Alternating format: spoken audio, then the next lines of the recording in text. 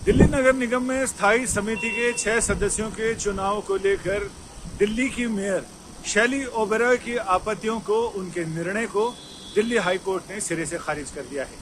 High court ने यह भी कहा है कि शैली ओबेरॉय ने मेयर यानी पीठासीन अधिकारी के तौर पर जो आदेश दिए हैं, जो निर्णय लिए हैं, वो उनके अधिकार क्षेत्र और कानूनी प्रक्रिया से ऊपर अलग जाकर हैं या उसका उल्लंघन करते हुए हैं। लिहाजा उनके आदेश को दरकिनार करते हुए कोर्ट ने साफ कर दिया है कि फरवरी में 24 फरवरी को जो चुनाव हुए थे वही मतदान के रिजल्ट आगे के लिए भी उन्हीं का असर होगा, यानी नए चुनाव नहीं कराए जा सकते। नए चुनाव कराने का शैली ओबेरॉय के आदेश को दिल्ली हाईकोर्ट के जस्टिस पुरुषेंद्र कुमार गौरव ने सिरे से खारिज कर दिया है, दरकिनार कर दिया है।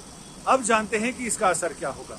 असर ये होगा कि कुछ लोगों का ये कहना है कि चूंकि 31 मार्च तक ही स्थायी समिति के ये रिजल्ट वैलिड थे, लिहाजा इसका आगे कोई असर नहीं होगा।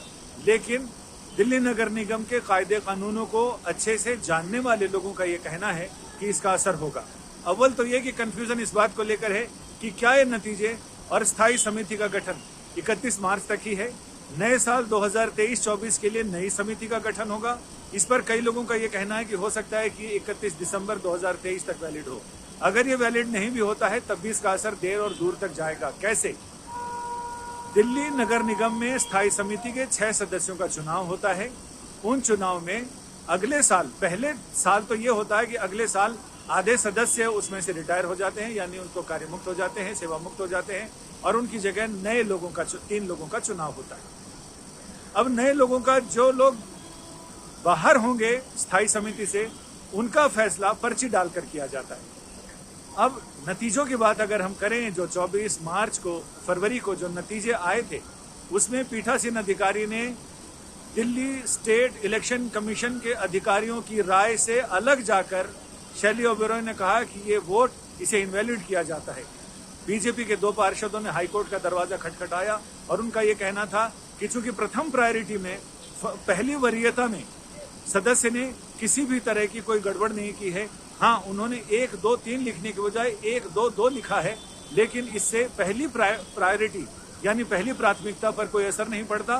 कोर्ट में भी उन्होंने यही दलील दी और उनका ये कहना था कि वोटर ने, यानी जो सदस्य पार्षद ने वोट किया है, उसमें पहली प्रायोरिटी में बिल्कुल सही है, और पहली प्रायोरिटी में ही जब नतीजे आ जाते हैं, वोट क्लियर हो जाता है, बहुमत, जीत क्लियर हो जाती है, तो फिर दूसरी वरीयता गिनने की जरूरत नहीं रहती।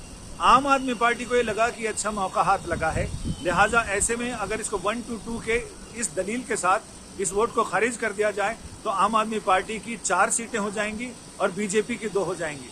फिलहाल अभी तक बीजेपी और आम आदमी पार्टी की 3-3 सीटें या 3-3 उम्मीदवार जीते हैं, जो 6 लोगों में से 3 हैं। अब अगले उसमें ये फैसला होगा कि अगले टर्म के लिए, अगले साल के लिए 3 लोगों को रिटायर होना है, 3 लोगों की पर्चियां डलेंगी। ऐसे में ये अब कोई नहीं बता सकता कि पर्चियों में आम आदमी पार्टी के 2 लोग जाएंगे, 1 जाएगा, बीजेपी के 2 जाएंगे, 1 जाएगा, ये सिर्फ लॉटरी से होगा। तो उस समय अगर महाभारत की द्यूत क्रीड़ा की तरह कोई चाल ना चली जाए तो ऐसे में फिर ये फैसला तो लॉटरी से ही होगा। किसकी लॉटरी लगती है और किसकी लॉटरी कटती है, ये देखने वाली बात होगी। लेकिन फिलहाल दिल्ली हाईकोर्ट के जज पुरुषेंद्र कुमार गौरव, उन्होंने ये कहा है कि जिस वोट को इनवैलिड करार दिया था, अवैध करार दिया था, उसे भी गिनती में शामिल किया जाए। यानी जस्टिस गौरव के आदेश से बिल्कुल साफ है कि उस मत को, उस मतपत्र को, उस बैलेट पेपर को इन्होंने वैध घोषित किया है, तभी उसे काउंटिंग में यानी मतगणना में शामिल करने की बात कही है। और ये शामिल करने के बाद तो ये बिल्कुल साफ हो जाता है कि दिल्ली राज्य निर्वाचन आयोग की टीम ने, उनके जो प्रिजाइडिंग ऑफिसर थे, उनके रिटर्निंग ऑफिसर, उन्होंने जो फैसला दिया था वो फैसला बिल्कुल सही है। और एज ए प्रिजाइडिंग ऑफिसर, पीठासीन अधिकारी मेयर शैली ओबेरॉय ने जो आदेश दिए थे वो आदेश कतई सही नहीं है, क्योंकि उस समय जब 24 फरवरी को ये नतीजे आए, नतीजे घोषित करने के लिए शैली ओबेरॉय पीठासीन अधिकारी के पास ले जाए गए, लेकिन उन्होंने उसमें नुक्स निकालते हुए, नुक्ताचीनी करते हुए ये कहा कि ये वोट इनवैलिड है, लिहाजा इसे इसमें शामिल नहीं किया जाएगा। और बीजेपी के पार्षद, 2 महिला पार्षदों ने दिल्ली हाईकोर्ट का दरवाजा खटखटाया। दिल्ली हाईकोर्ट ने मेयर के आदेश को, पीठासीन अधिकारी के आदेश को अवैध माना है और उसे सिरे से खारिज कर दिया है। यानी कुल मिलाकर इसका असर आगे आने वाले साल तक भी देखा जाएगा, राजनीतिक पंडित यही मान रहे हैं। संजय शर्मा, दिल्ली, आज तक।